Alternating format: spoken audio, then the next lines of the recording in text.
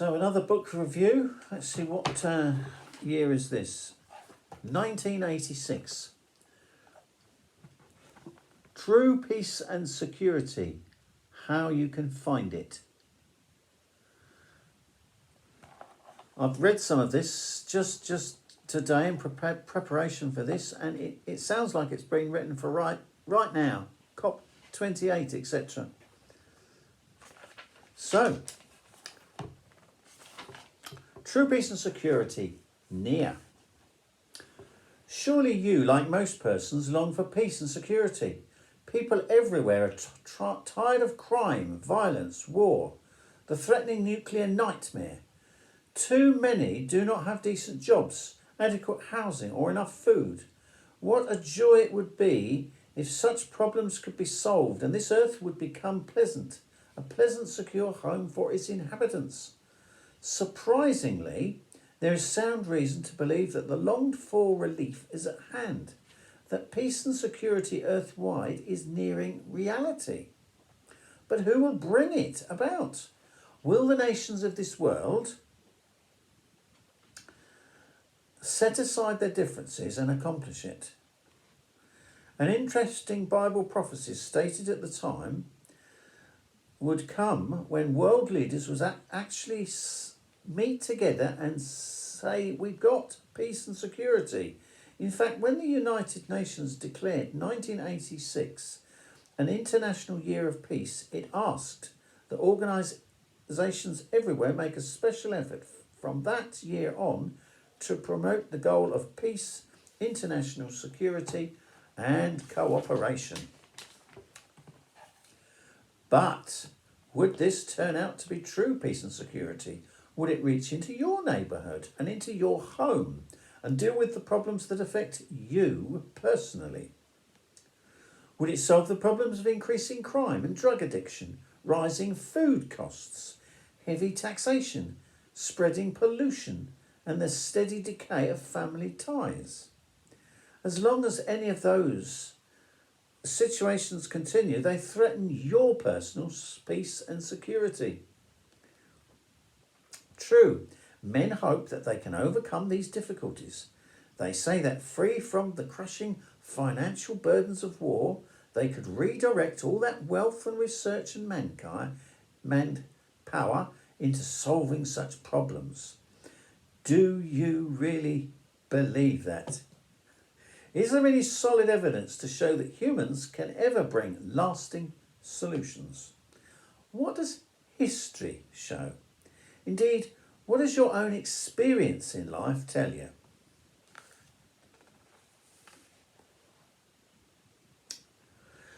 But few realise that God's kingdom is a real government that will replace all present political systems. As the prophet Daniel stated, in the days of those kings, the God of heaven will set up a kingdom that will never be brought to ruin.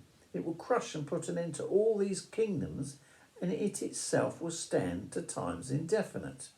That's Daniel chapter 2, verse 44. Interestingly, the Bible prophecy about peace and security noted earlier includes these features. Whenever it is that they are saying peace and security, then sudden destruction is to be instantly upon them.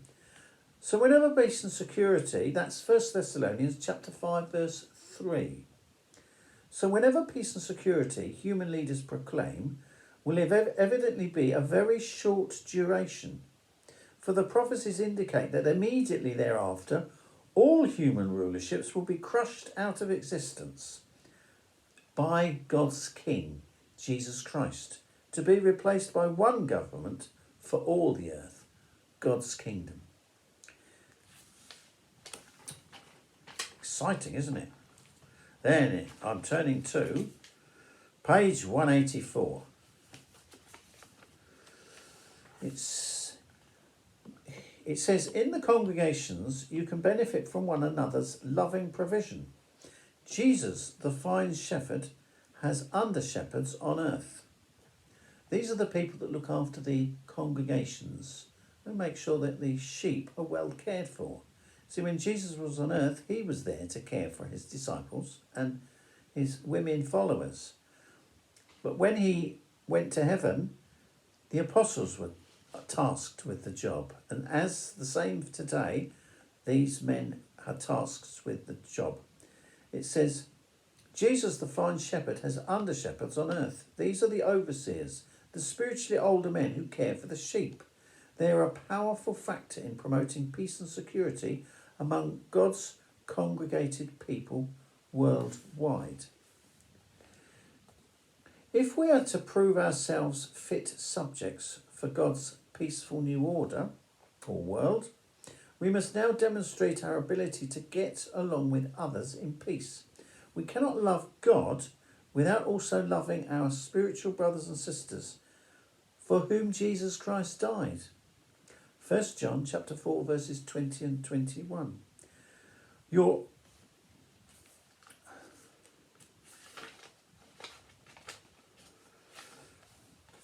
So it's vital that we keep on building a relationship with God by meeting together and building up our faith, because there are millions of people around the world who believe in this government.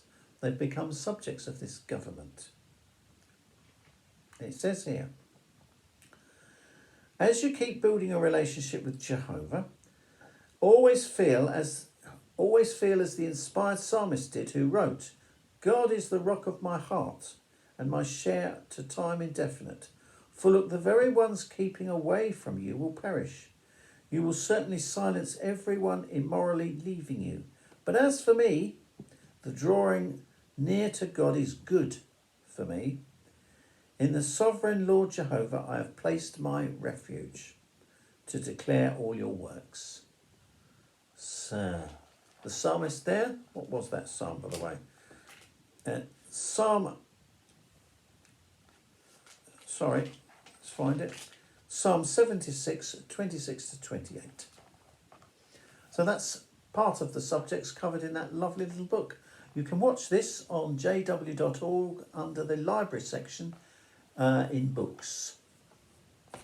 Thank you once again. Take care, everybody. It's getting slightly chillier. We're in December Christmas season, aren't we? Thank you.